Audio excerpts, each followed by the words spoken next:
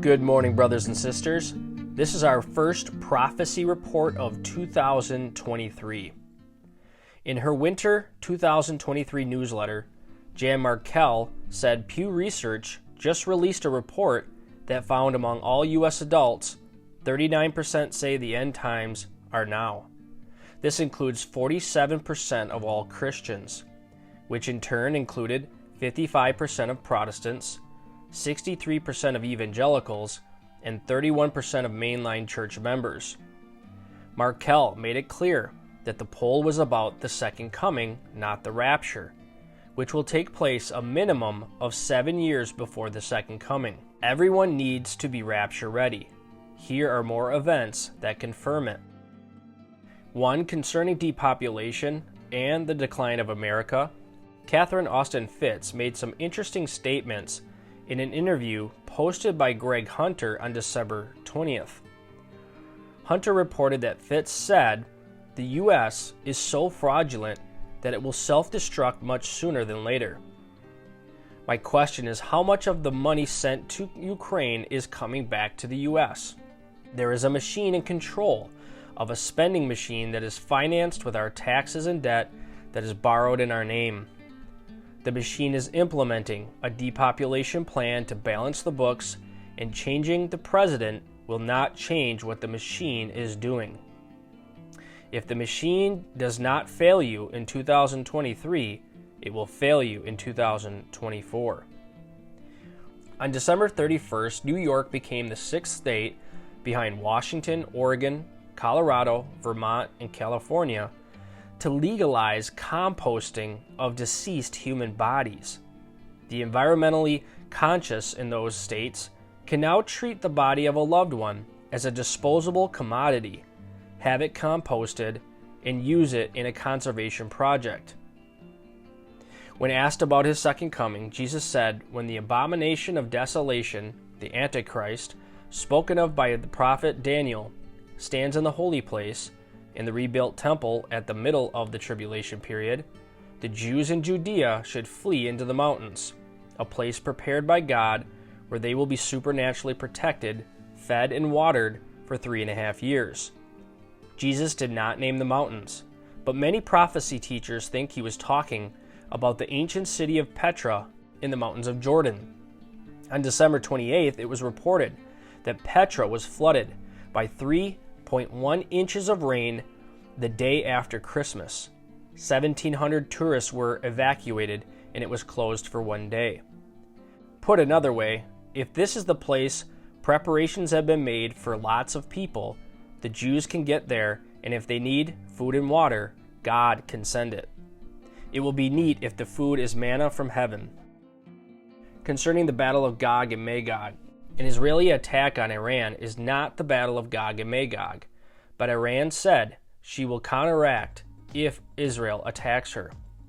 Russia and Turkey have warned Israel not to attack Iran. If Russia, Turkey, and others joined Iran in a counterattack, that would be the battle of Gog and Magog, and an undeniable sign that the world is in the latter years and latter days.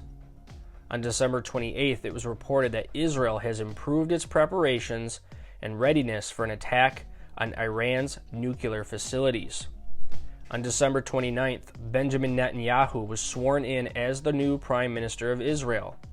Netanyahu has appointed a man to lead Israel's National Security Council that has repeatedly threatened to destroy Iran's nuclear facilities if the U.S. does not secure a deal to stop Iran's development of nuclear weapons. As of September of 2022, Biden has given up on getting Iran to stop. Concerning the days of Lot and immorality, the Knesset and Netanyahu's government elected an openly gay man to be the Speaker of the Knesset, the first openly gay person to hold that position in Israel.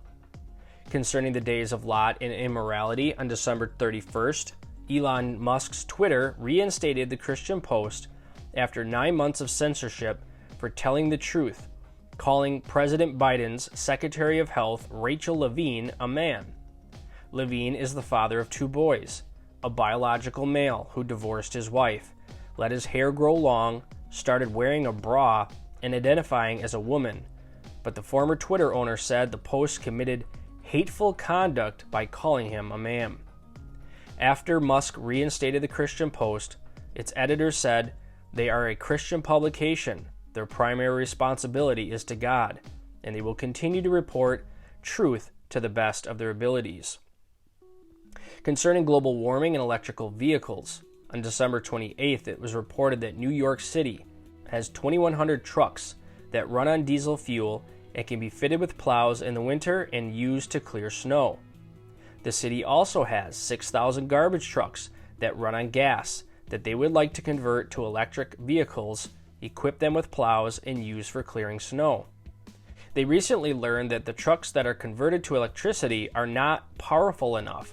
They do not do an acceptable job. They only run about 4 hours, and the equipment and space to charge thousands of vehicles every 4 hours would be extremely expensive. Some of their officials have concluded that it might be feasible to convert the trucks in the future, but it is not feasible now.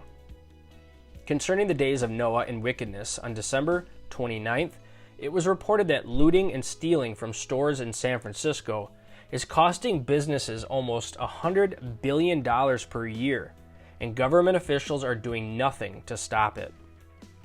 Concerning Netanyahu's new government and the Temple Mount, on January 3rd, with the approval of Prime Minister Netanyahu, his new national security minister became the first sitting minister to ascend the Temple Mount in 5 years. During his visit, he said, "The Temple Mount is open for everyone, also Jews." The PA condemned the visit, but many Jews praised it. Concerning world government, the World Economic Forum will begin a series of meetings on January 18th to focus on countering misinformation. Note, it is time to face the fact that world leaders are deliberately transitioning the nation toward a world government, the New World Order or the Great Reset, by 2030 or sooner. And pre-trib rapture teachers believe the rapture is before the tribulation period. Those that are left behind will regret it. Finally, are you rapture ready?